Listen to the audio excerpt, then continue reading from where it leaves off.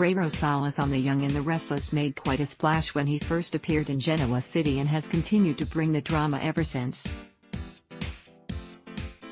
Jordi Vilasuso debuted in August of 2018, and he's a familiar face to some CBS daytime fans as he played Tony Santos on Guiding Light from 2003, earning a Daytime Emmy Award for Outstanding Younger Actor for his work on the soap.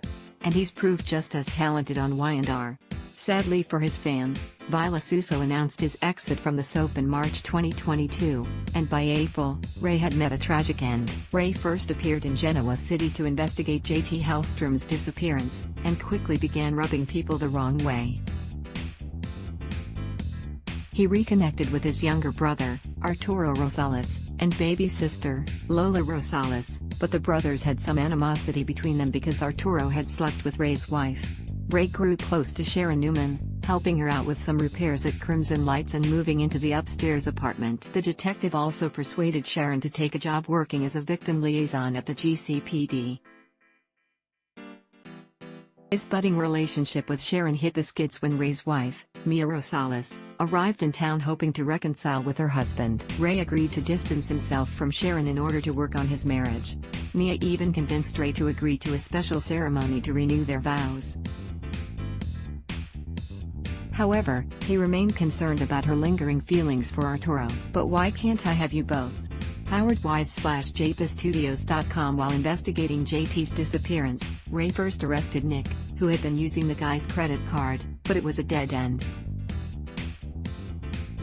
He then turned his attention to Victor Newman, and Sharon shared a recording of a conversation between Victor and Nikki that implicated the mustache in JT's death. Nikki confessed to killing JT, to protect Victoria, but in the end, it was revealed that JT was actually still alive.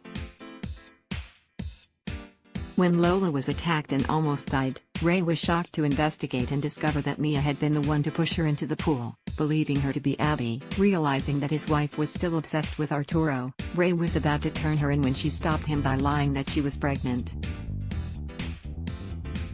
Not wanting to see his child born in jail, Rey agreed to keep quiet. Then, much to Mia's surprise, she learned she actually was pregnant. Unfortunately, she had also slept with Arturo, and it was eventually revealed that he was the baby daddy.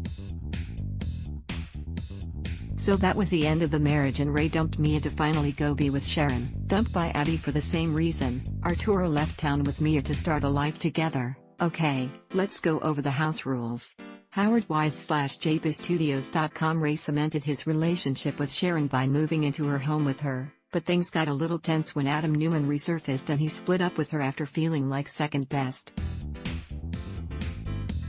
He also managed to beg Paul to give him back his job at the GCPD. The arrival of his mother, Celeste Rosales, caused a stir as they don't always get along, but that paled in comparison to his relationship with his father, Adrian Rosales, who crashed Lola and Kyle's wedding. After reconciling with Sharon, Rey was a solid support system for her as she was diagnosed with breast cancer and began treatment. This also bonded Rey and Nick as the two men in Sharon's life formed a united front to keep her spirits up. Unfortunately, Rey got jealous as Sharon helped Adam recover repressed memories from his past, and things got even more complicated as the cop was tasked with finding the person who tried to shoot Adam and hit Chance by mistake. Hands off my wife, Adam.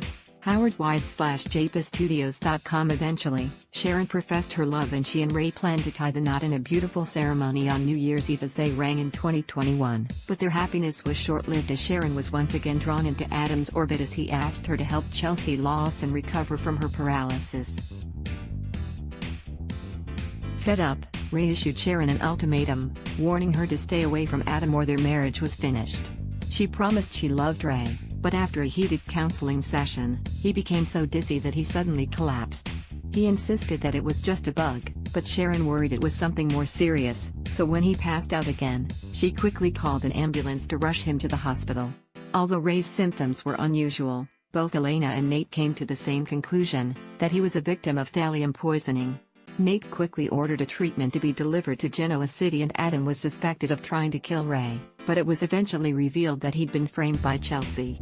Rey was stunned to learn she'd hidden her recovery so she could take revenge, and agreed she should be institutionalized instead of imprisoned, but still suspected she had help but couldn't prove it. Rey was assigned to be Chelsea's police escort when she took Connor to visit her mother, Anita, as she recovered from surgery, which led to the two later becoming friendly.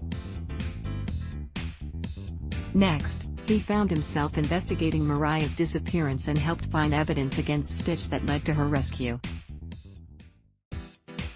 Rey continued to be annoyed that Sharon kept involving herself in Adam's drama and later found himself feeling like an outsider as Sharon and Nick spent time with a newly returned Noah. Chelsea and Rey's relationship never really had a chance to blossom. Howard Wise/JPStudios.com. The cop was happy to have Chance back on the force, but after his PTSD kicked in on a stakeout, suggested Chance wasn't ready to come back to work and convinced him to open up to his wife about his troubles. And eventually, Chance got the help he needed and Rey welcomed him back to the GCPD. Rey agreed to take Connor to a hockey game in Chicago when Adam couldn't go, and Sharon was a little concerned when Chelsea decided to join them. However, the trip never happened because tragedy struck and Rey was killed when he got into a car crash with Victoria. Stay tuned to see how Rey's loved ones react to his sudden demise. Adblock test: why?